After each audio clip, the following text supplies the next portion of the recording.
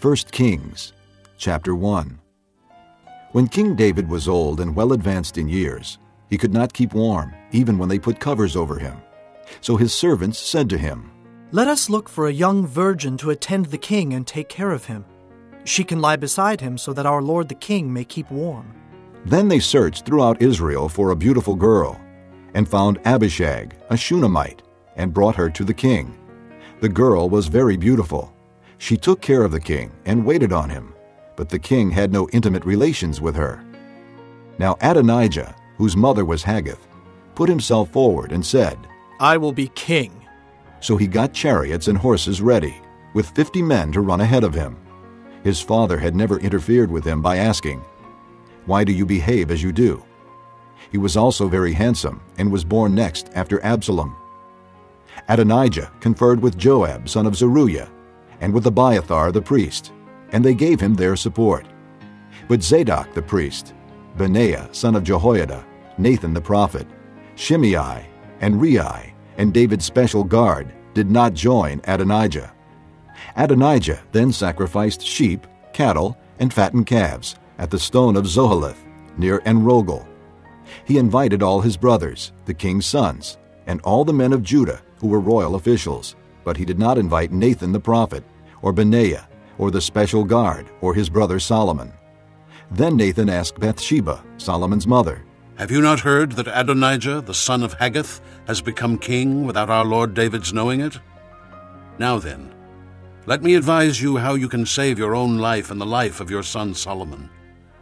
Go in to King David and say to him, 'My lord the king, did you not swear to me, your servant, surely Solomon your son shall be king after me, and he will sit on my throne? Why then has Adonijah become king? While you are still there talking to the king, I will come in and confirm what you have said.'" So Bathsheba went to see the aged king in his room, where Abishag the Shunammite was attending him. Bathsheba bowed low and knelt before the king. "What is it you want?" The king asked. She said to him, "My lord, you yourself swore to me, your servant, by the Lord your God, Solomon your son shall be king after me, and he will sit on my throne. But now Adonijah has become king, and you, my lord the king, do not know about it.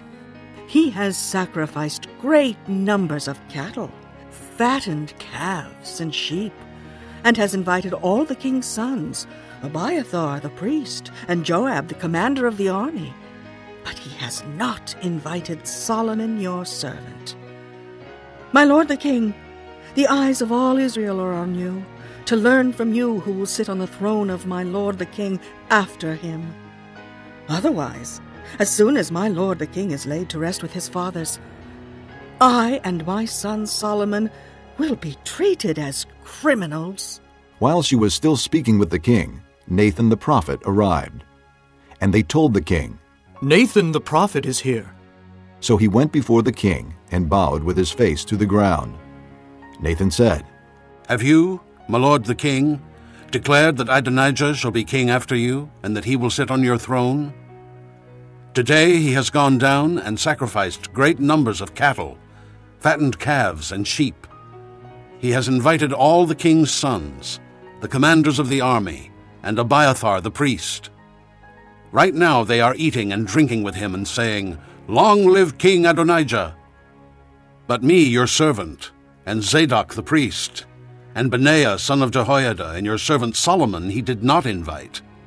Is this something my lord the king has done without letting his servants know who should sit on the throne of my lord the king after him?" Then King David said, "Call in Bathsheba." So she came into the king's presence and stood before him. The king then took an oath. "As surely as the Lord lives, who has delivered me out of every trouble, I will surely carry out today what I swore to you by the Lord the God of Israel. Solomon your son shall be king after me, and he will sit on my throne in my place." Then Bathsheba bowed low with her face to the ground, and kneeling before the king said, "May my lord King David live forever." King David said, "Call in Zadok the priest, Nathan the prophet, and Benaiah son of Jehoiada." When they came before the king, he said to them, Take your lord's servants with you, and set Solomon my son on my own mule, and take him down to Gihon. There have Zadok the priest and Nathan the prophet anoint him king over Israel. Blow the trumpet and shout, Long live King Solomon! Then you are to go up with him, and he is to come and sit on my throne and reign in my place. I have appointed him ruler over Israel and Judah. Benaiah, son of Jehoiada, answered the king, Amen. May the Lord, the God of my lord the king, so declare it. As the Lord was with my lord the king, so may he be with Solomon, to make his throne even greater than the throne of my lord King David. So Zadok the priest, Nathan the prophet, Benaiah son of Jehoiada, the Kerethites and the Pelethites went down and put Solomon on King David's mule and escorted him to Gihon. Zadok the priest took the horn of oil from the sacred tent and anointed Solomon. Then they sounded the trumpet, and all the people shouted, Long live King Solomon! And all the people went up after him, playing flutes and rejoicing greatly, so that the ground shook with the sound.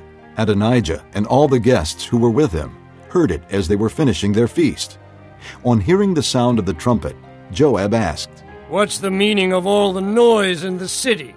Even as he was speaking, Jonathan son of Abiathar the priest arrived.